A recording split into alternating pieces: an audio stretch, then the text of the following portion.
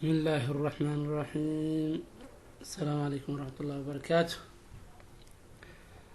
maanta wuxuu ku saabsan yahay cashirkeenu sida la iskaga borogareeyo dadka dariska ama kula ah ama asxaabta kula ah wifi-gaada passwordkaada axda sida la iskaga borogareeyo ama haddii aad rabtid inaan lagula isticmaalin wireless-kaaga oo shaksiyadaada aad rabtaa ama inta qoyskaaga ah aada isku soo koobaysid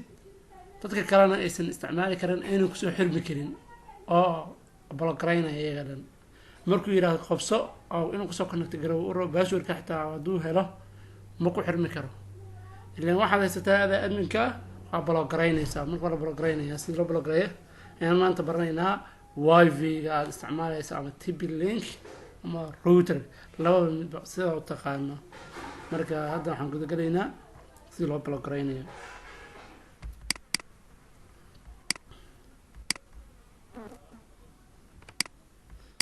allahuma salli calaa sayidina maxamed wala alihi wasaxbi wasalam waxaan tagayaa IP addresskaygii routerkan garaacanayaa wuxuu weydiinayaa usernamekii geliyu leeyahay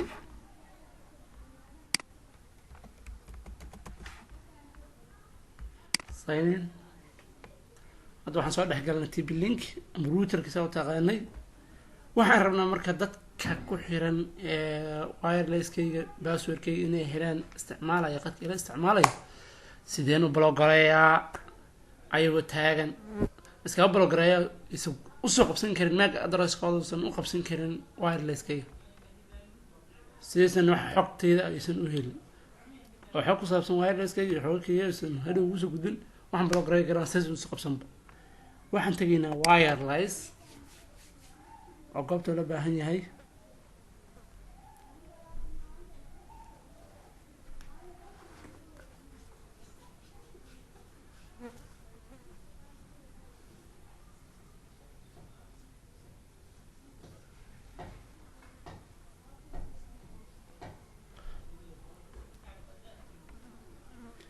waxaan tegaynaa mac filter wireless mac filter waxaan u baahannahay waxaan isticmaalaynaa add new ilaan labadaanaan isticmaali doono oo disable iyo enable waa labada xarfad oo inoo shaqeyn doono waan isla eegeynaa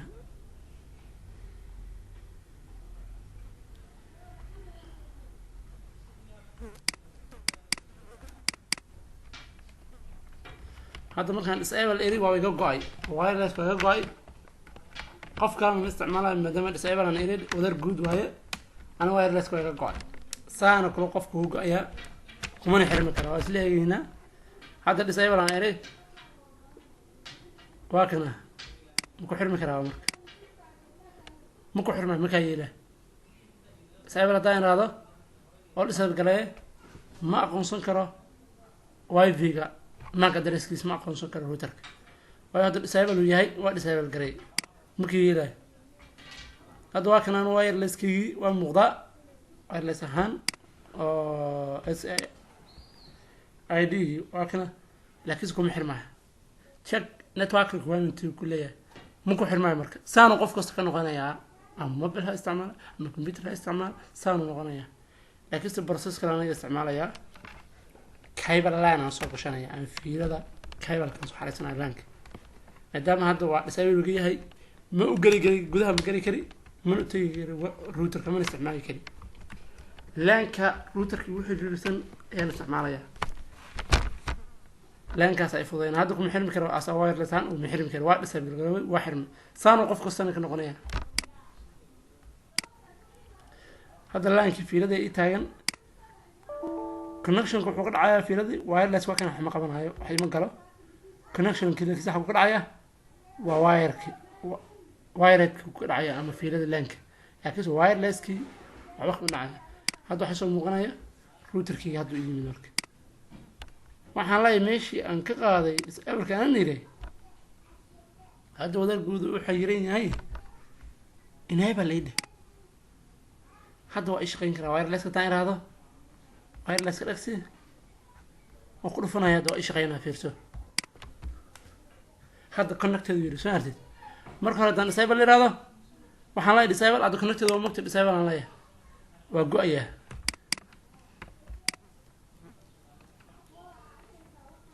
waa go-ayaa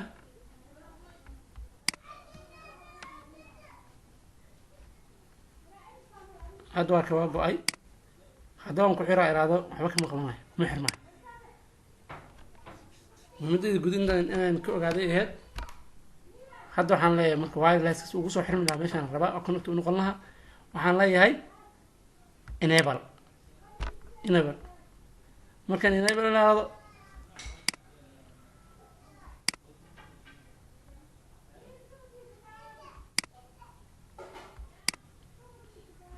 hadda waa kana marka haddaan connect iraado hore ka connect garayna oo qabsanay ilaan maag adresskiisii app adresski wax ku aqoonsanay maag adresski wixii internetku yaqaano dhib hadda haystaa maag adreska leeyahay hadda connect ila caadi waa shaqeynaya qadka ugu shaqeyn karaa marka allah musta'aan telefoon marka saan dadka ugu xir leeyahay baranayna marka ilaan hadda waxa waa wadaadka guud aan aragnay dhammaan suu qof kasta ugu xirmayo uusan qadkaas u soo qabsan karin hadduu isku dayo si kasta uu ugu xirmi karin yaan isla aragnay hadda waxaan ogaanaynaa shakhsiyan u xiri karnaa fiirina marka ilaan shakhsigan oo baahan oo darisku ahaa mobilkan soo galay inaan ogaado waayo waxaan rabaa markaan aan ogaado waa mobilka soo galay waxaan leeyahay static wireless hadda waxaa waaye shakhsiyadeeda inta ku xiran refresh on darayna dadka waa ugu soo xirmayaan waxaan tagayaa DHCB waxaan tagayaa DHCB waxaan ka tagayaa client list waxaan soo baxay client list inta maxay u qoran waa computerkan isticmaalay kana waa isla computerkii هذا ماك ادرس منه waa virtual box oo gudaha ku jiro oo ay ugu duwan yihiin operating system-yada kale midna waa desktop-kan isticmaalayna kuwan maxaa marka waa mobile deriska ah kana kale waa mobile deriska kana waa mobile deriska kana waa mobile deriska waxaan baranaynaa marka mobilada deriska sida uga xiran qadka waxaan leeyahay mac address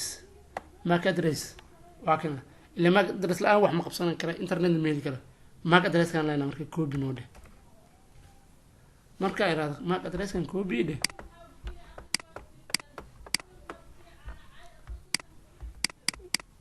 كنترول سي على كنترول سي مركب كنترول بلاس سي هذا سوق وقته محتاجينها وايرلس ما أدرس ما فلتر كستين ما وايرلس ما فلتر نتجينا وحنا لنا add waxaan ku dhufanaynaa control v aan leeyahay ugu jira waxaan leenahay Mogadisho aan ku qorayaa ilaa waa magac guud ilaa qofkii qof ma tilmaamayo waxaan leeyahay save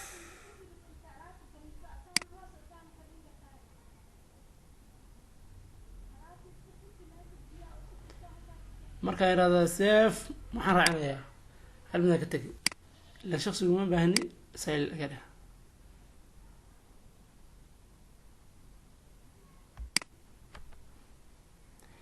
مع قسم هي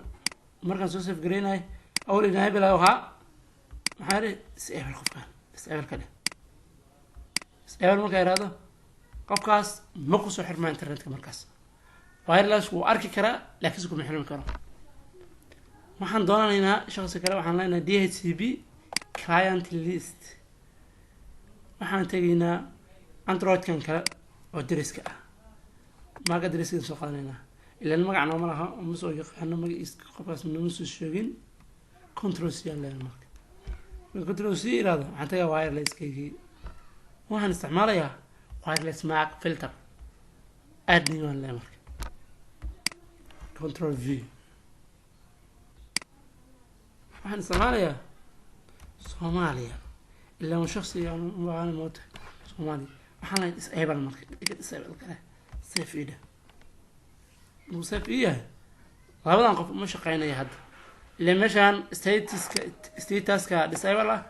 nabadayo marka ma shaqeynay description-kan maxaa waaye waqtiga Soomaali hadii aan rabno dhidleedan dhahnaa marka qofka hadhow marka ku xirmo waa ka saari karnaa hadda labadaas qof internet ah ma shaqeynaya درسنا شخص استراحات oo ah 86 androidkan u dambeeya ma isticmaalin control c online